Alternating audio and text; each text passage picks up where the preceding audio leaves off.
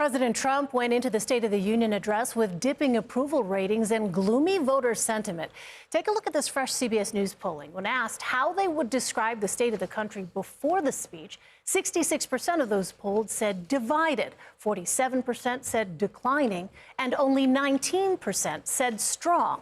CBS News Elections and Surveys Executive Director Anthony Salvanto joins us now to break it all down. Anthony, I know it's been a very long night, early morning, but let's talk about where things stand. Heading into the speech, what were President Trump's challenges as he talked about the state of the country and the economy? Hey, Elaine, great to talk to you. So, for a larger context here, we've heard from Americans for years that most of them don't think the economy is good. And the biggest reason that people have consistently said that, and this is going all the way back to the pandemic, this is going back years, has been prices.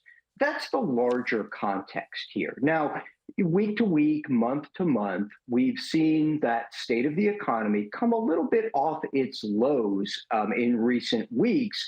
Its lows for the president's second term here, that is.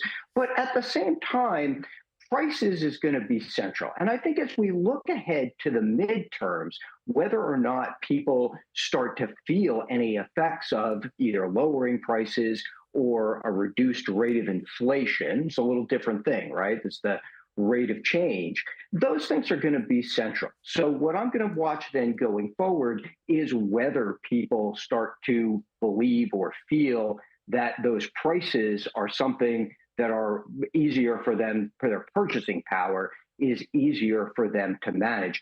I think that's going to be really important going forward. That's the larger context that was coming into this, Elaine. Well, turning to immigration, the president touted his immigration crackdown, saying that we have the, quote, strongest and most secure border in American history. Talk about where public opinion has been on immigration over this term.